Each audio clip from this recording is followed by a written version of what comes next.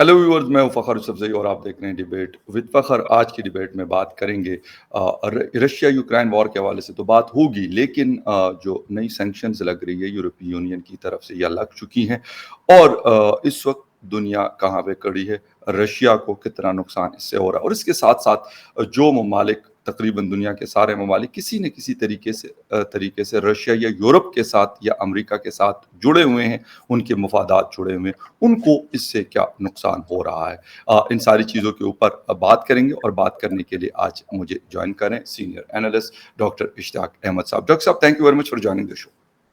बहुत बहुत शुक्रिया, बड़ी मेहरबानी। डॉक्टर साहब, इस वक्त जो छठा एडिशन आया है सैंक्शन का यूरोपीय यूनियन की तरफ से, जिसमें स्विफ्ट और इस तरह की चीज़ें, एसीटी, जिसको डिस्कनेक्ट किया गया है रशियन बैंक्स को, सर क्या देख रहे हैं? क्योंकि आप स्टॉकहोम में होते हैं और इस तरह की चीज़ों पे आपकी नज़र होती है, तो क्या ये प्रेशर काम कर रहा है या नहीं? रशिया उसी तरीके से अपनी जंग लड़ रहा है? जहां तक तो रोज जंग की कॉन्डक्ट का मामला है, तो वो तो रशिया फुल फोर्स में लड़ रहा है। जी। और ये लोग जो सैंक्शंस को स्टडी करते आए हैं, वो ये साबित करते हैं कि sanctions is an act of war. और अक्सर अमेरिका ने सेकेंड वर्ल्ड वॉर के बाद इसको सबसे ज़्यादा इस्तेमाल किया है। उसकी वजह है कि सारी दुनिया डॉलर बेस्ड जो इकॉनमी बनी, उसके ऊपर डिपेंडेंट थी। जी। तो उनके पास ही सबसे ज़्यादा ये अपना हथियार थे इस्तेमाल करने के।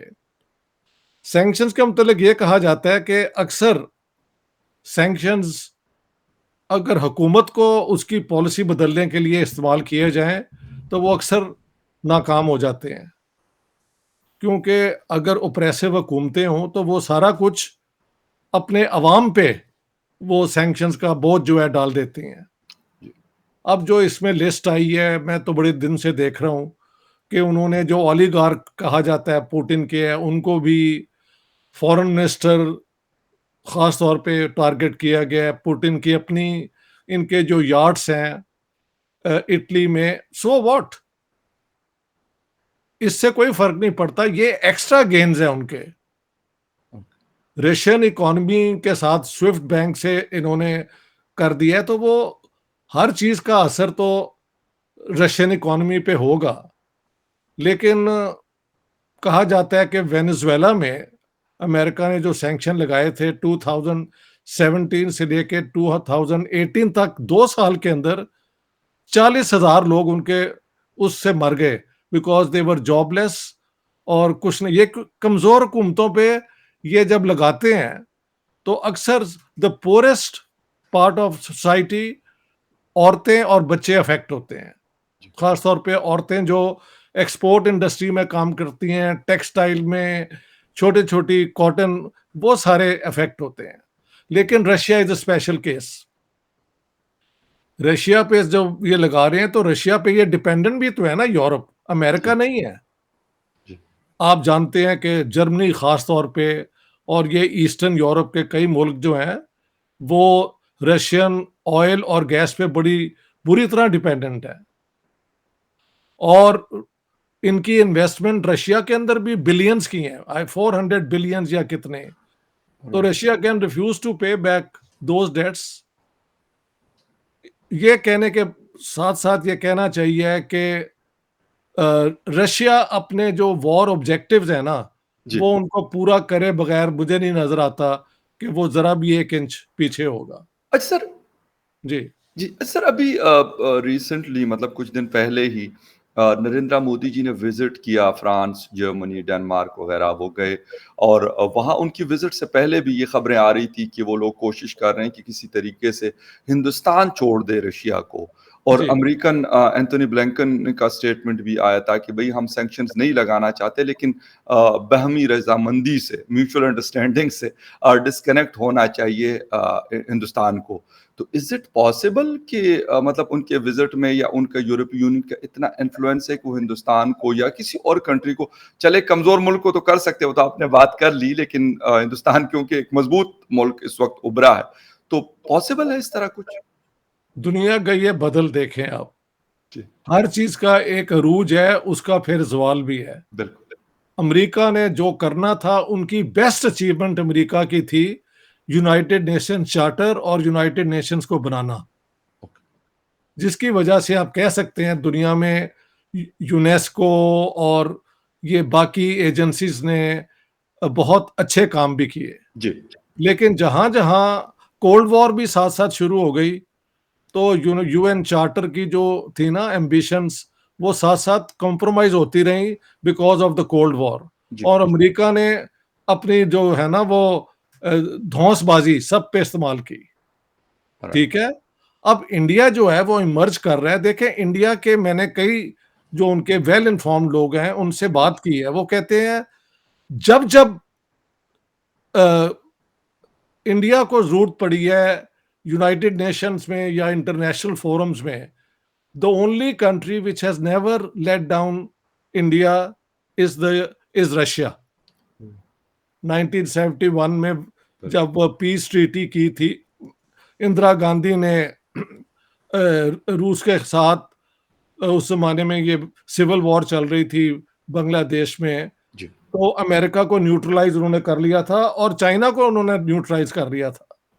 क्योंकि फिर ये था कि अगर इंडिया से जंग होती है, तो रूस उसके साथ आता है, तो फिर चाइना उस ज़माने में इतना पावरफुल नहीं था।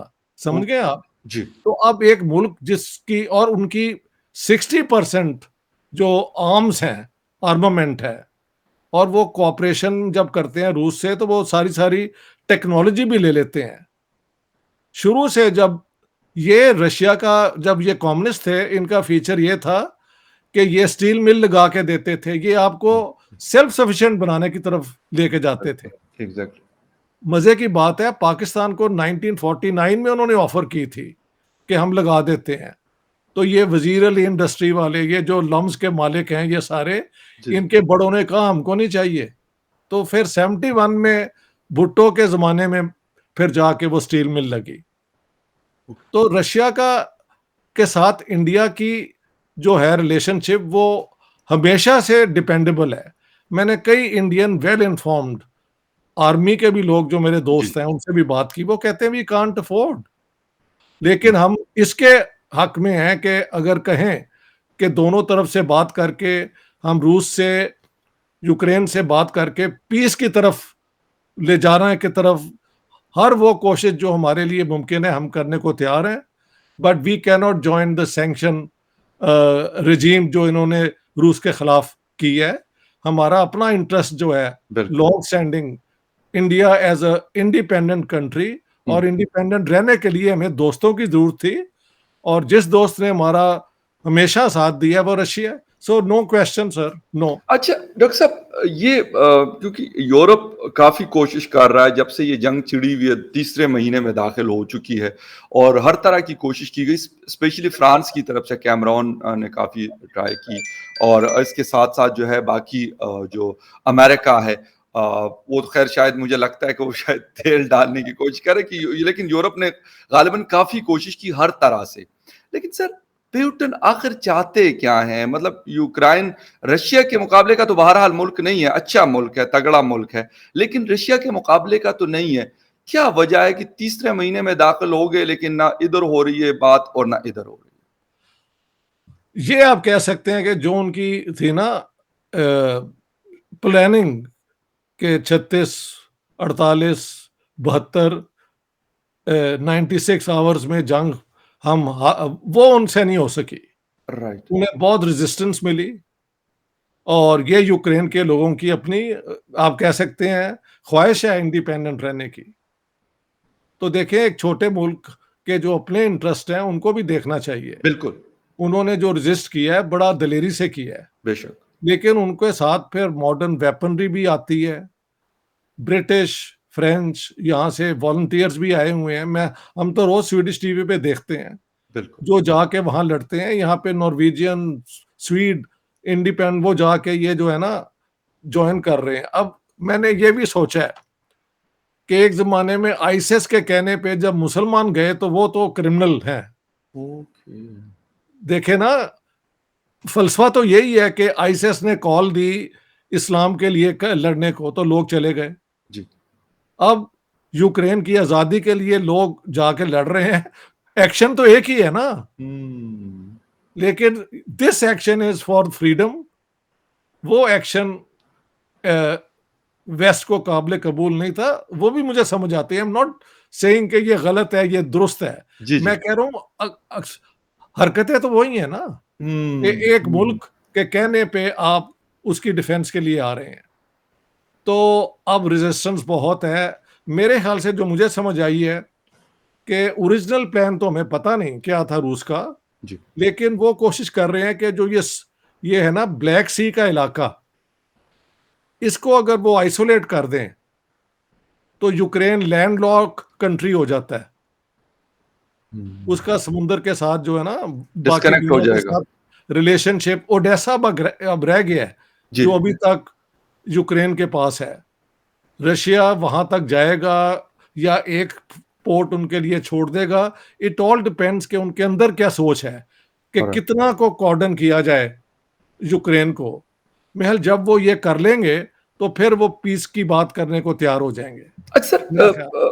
सर रशिया पुतिन काफी एग्रेसिव है, शी जिनपिंग के बारे में हम सुनते हैं, कैमरॉन के बारे में, ट्रंप के बारे में, एंजेला मार्केल साहिबा के बारे में हम सुना करते थे कि 5 ऐसे नरेंद्र मोदी जी सॉरी, और हमारे यहाँ इमरान खान जी 6-7 लोग, लेकिन इमरान खान साहब तो बहुत ही मतलब माइनस में चले गए थे, लेकिन ये 5-6 लीडर जो हैं इनको दुनिया मानती है। जी, सर इनका क्या मतलब ये माइंडसेट है कि जहाँ पे हमें जरूरत होगी, जो जगह हमें चाहिए होगी, हम उसको ले लेंगे। स्पेशली पुतिन के हवाले से मैं ये कहना चाह रहा हूँ कि अगर आपको कोई चीज काबिल कबूल नहीं है तो आप चढ़ दौड़ेंगे। इस मॉडर्न दौर में यूनाइटेड नेशन भी है, अमेरिका भी है, यूरोपीय यूनियन भी साथ खड़ा, और उसके बावजूद अपना नुकसान भी सर कर रहा है, जिस तरह आपने बताया। इसके बावजूद एंड नहीं हो रहा कुछ।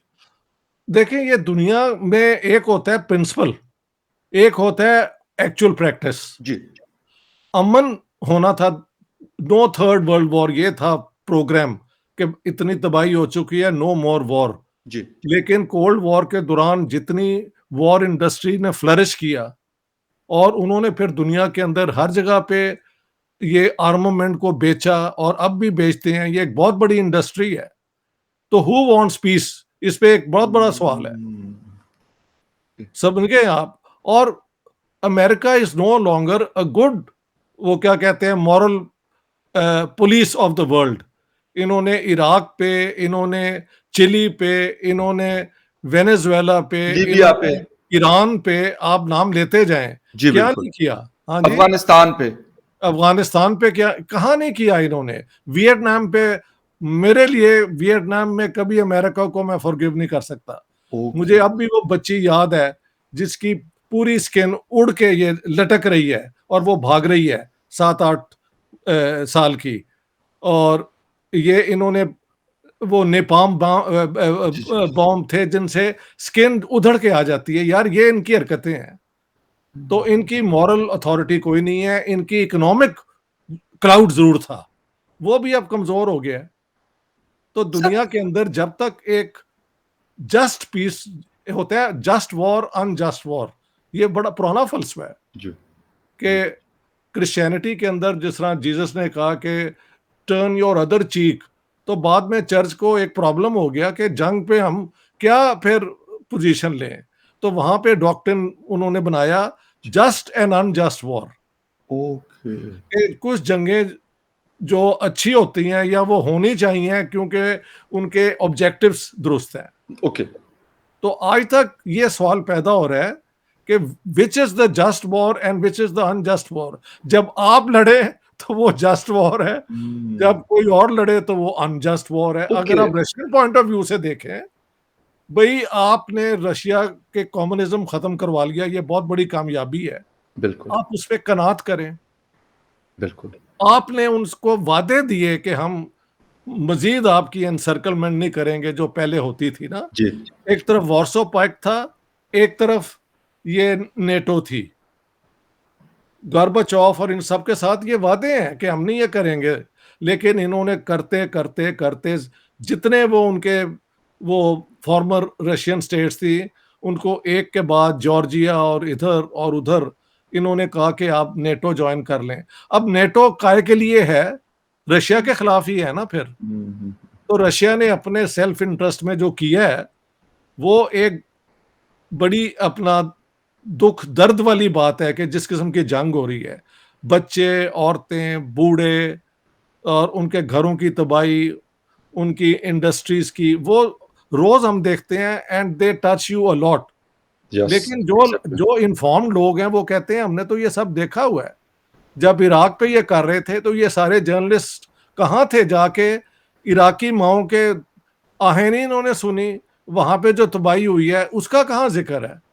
हुँ। जो एक दो ने वो क्या कहते हैं विकी लीफ वाला और एक और वो जो है जो रशिया में बैठा है, दो जी, लड़कों जी, ने जी। अगर रिवील किया है तो वो उनकी जान के पीछे पड़े हुए हैं। मुल्क से निकाल दिया उनको। वो हाँ, तो इनकी कहाँ है फ्रीडम, यानी है ना राइट टू डिसेंट, कि एग्ज़ैक्टली, आप, वो कहाँ इन्होंने ग्रांट किया हुआ है। तो राइट। इनकी डबल मोरल जो है ना वो अब दुनिया को नजर आ रही है। और मैं खुश हूं इंडिया जो है उसने कहा है देखो अमन के लिए हमें आगे कर दो, we will talk to both sides कि ये जंग खत्म हो जाती है, जी, लेकिन आपके सैंक्शंस में हम ज्वाइन कर लें जबकि रशिया ने हमेशा हमारा तो साथ दिया है। वाई शुड बी कि हमारे सबसे डिपेंडेबल एलाई के खिलाफ हम ओपन किस तरह, हम हाँ जंग के खिलाफ हम हैं। और ओके। उन्होंने कई दफा ये कहा भी है कि the war should come to an and.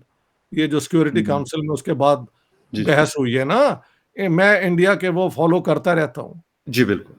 तो इंडिया की मजबूरी भी देखें कि वो इनके सारे ज्वाइन कर ले, रूस इसके खिलाफ हो जाए, कल को कोई पता नहीं है अमेरिका और रूस फिर किसी मामले में इकट्ठे हो जाए। बिल्कुल। और सर एक हाँ, इंडियन दोस्त बता रहे थे कि भई हमें तो रशिया आज़माया हुआ है हमारा, लेकिन वही कह अमेरिका रहा हूँ। नहीं आज़माया हुआ, तो कहते हैं हम कैसे ट्रस्ट कर लें? यानी ये एक बहुत बड़ी बात है। आप देखें एक बड़ी important, sir UN security council की मेंबरशिप बढ़ाने के लिए इंडिया इज अ कैंडिडेट, ठीक है। जी, जी।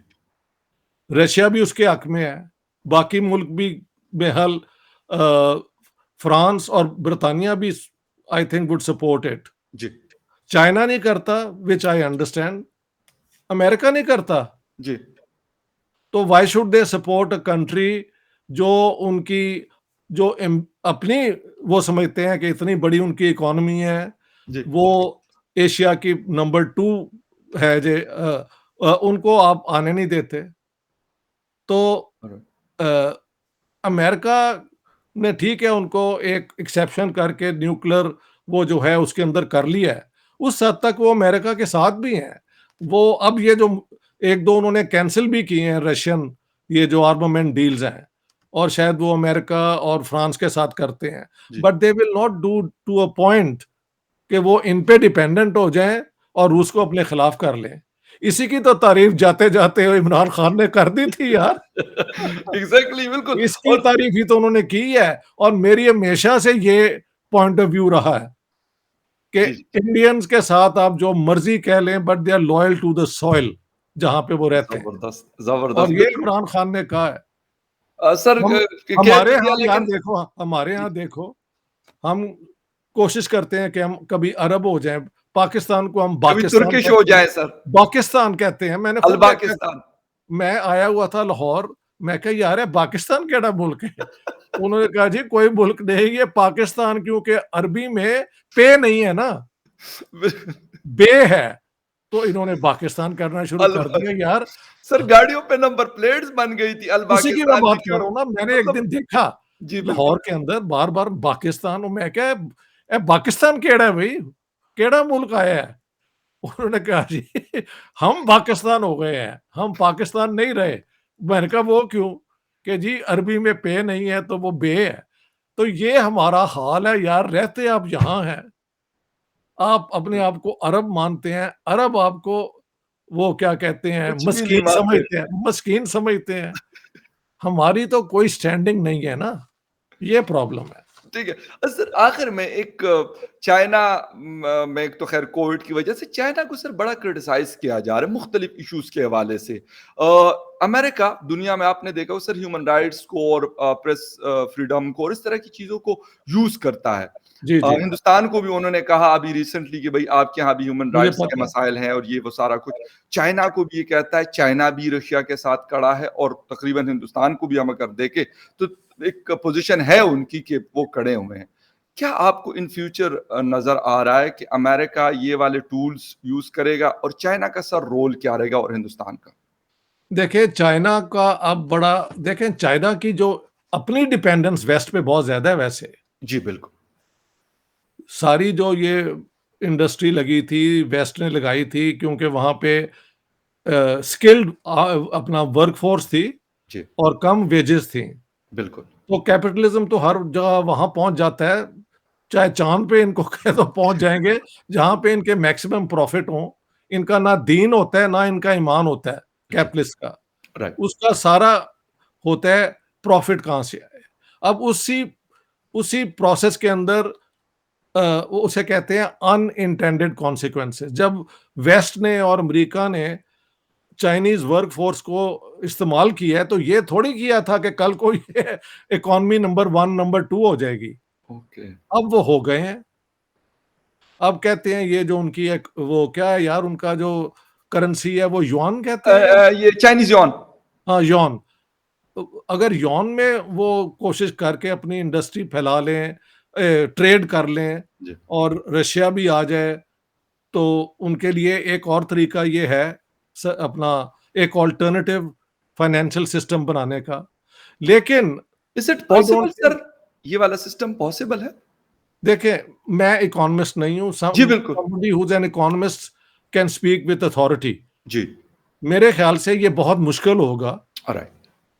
शायद नामुमकिन ना हो लेकिन उसके लिए कई स्ट्रक्चरल चेंजेस आने पड़ेंगे, जो अभी तक नज़र नहीं आ रहे। चाइना का एक और प्रॉब्लम भी तो है ना, देखें आप और मैं जानते हैं, पाकिस्तान हो, कोई हो, अमेरिका को गालियाँ तो रोज़ सुबह-शाम, दोपहर हम देते हैं। बिल्कुल, लेकिन अगर ग्रीन कार्ड का चांस हो, तो सब जाने को तैयार हैं। बिल्कुल, China is not an open society जहाँ पे आप जो चाह के जैसे चाहें जो मर्ज़ी कर लें। बिल्कुल। वो एक कंट्रोल्ड सोसाइटी है, जी, वहाँ पे कोई जाके इस तरह नहीं रहना चाहता जैसे अमेरिका में रहना चाहते हैं। तो अमेरिका जो चाइना की सॉफ्ट पावर इतनी पावरफुल नहीं है। सॉफ्ट पावर होती है जो जी, अ, अपनी तरफ आपको अट्रैक्ट करे दूसरों को। तो बिल्कुल, चाइना डज़न्ट अट्रैक्ट बल्कि सुना है कि जहाँ-जहाँ अफ्रीका में श्रीलंका की इकोनॉमी का उन्होंने सत्यानाश कर दिया है। बिल्कुल। शायद सीपेक में भी पाकिस्तान के साथ कोई क्लियर समझ नहीं आती जी, कि ज़्यादा रिस्पॉन्सिबिलिटी किसकी है, किसकी नहीं है। बलोच बहुत नाखुश हैं। भई चाइनीज़ को पाकिस्तान से क्लियर करना चाहिए था कि बलूचिस्तान के राइट्स भी पूरे होंगे, हुँ, तो तब हम इन्वेस्टमेंट करेंगे। बिल्कुल, इन्होंने देखा कि इस्लामाबाद की हुकूमत से अपने कर लो और हू केयर्स के बाकी लोग वहाँ पे क्या करते हैं। बिल्कुल। तो चाइना का एक ऐसा अट्रैक्टिव विज़न नहीं है। क्लैरिटी नहीं है उसके अंदर हाँ, या अट्रैक्शन नहीं है वर्ड के लिए। People are not with China for हुब्बुल अली बट फॉर बुग़्ज़-ए मुआविया वाली वो जो है ना बात उस ज़बरदस्त। एतबार से ये आए हुए हैं उनके साथ। बहुत अच्छी, बिल्कुल आपकी बात दुरुस्त है और हमारे यहाँ अब यही चीज़ होती है कि मतलब अगर जाने का भी हो तो चाइना चाइना जाने में लोग इतने इंटरेस्टेड नहीं होते जितना कि अमेरिका, कनाडा या यूरोप के जाने में एग्ज़ैक्टली एक अट्रैक्शन आपकी बिल्कुल बहुत अच्छी बात आपने की कि एक जो उनका सॉफ्ट इमेज है हम जितना मर्ज़ी इख्तिलाफ कर लें और जितना मर्ज़ी हम मिंबरों पे बैठ के, मस्जिदों में बैठ के, महफ़िलों में बैठ के उनको गालियाँ जितनी मर्ज़ी दी मस्जिद मग़रिब को या फिर अमेरिका का जो यार गद्दार के नारे भी लगाए। लेकिन वाक़ई आपकी बात से अगर अमेरिका एम्बेसी अभी भी अनाउंस कर दे कि अभी 1 घंटे के लिए, आधे घंटे ये के लिए हम सारे ओपन कर रहे ये हैं, सारे लाइन में तो सबसे सर आगे हो। कंट्रोल करना मेरे ख्याल इस्लामाबाद पुलिस क्या पूरे पाकिस्तान की पुलिस भी नहीं कंट्रोल कर सकती। सब कहेंगे यार हम दीवारें चढ़ के और मतलब अंदर पहुँच जाए। Absolutely, thank you absolutely. Very much sir, बहुत तो शुक्रिया आपने इस शो तरह है ज्वाइन दुनिया, इस तरह है बिल्कुल, दुनिया। ये रियलिटी है सर, ये एक ये रियलिटी और रियलिटी स्पेशली हमारी सोसाइटी की तो है। बहुत बिल्कुल। शुक्रिया सर, आपने शो जॉइन किया एंड थैंक यू वेरी बड़ी मच व्यूअर्स फॉर मेहरबानी, वाचिंग। बहुत-बहुत शुक्रिया। Always a pleasure talking to you. Thank take you sir, care. बहुत शुक्रिया। Thank you very much for watching debate with Fakhar Yousafzai. किसी और डिबेट में फिर मिलेंगे, तब तक के लिए टेक केयर एंड बाय।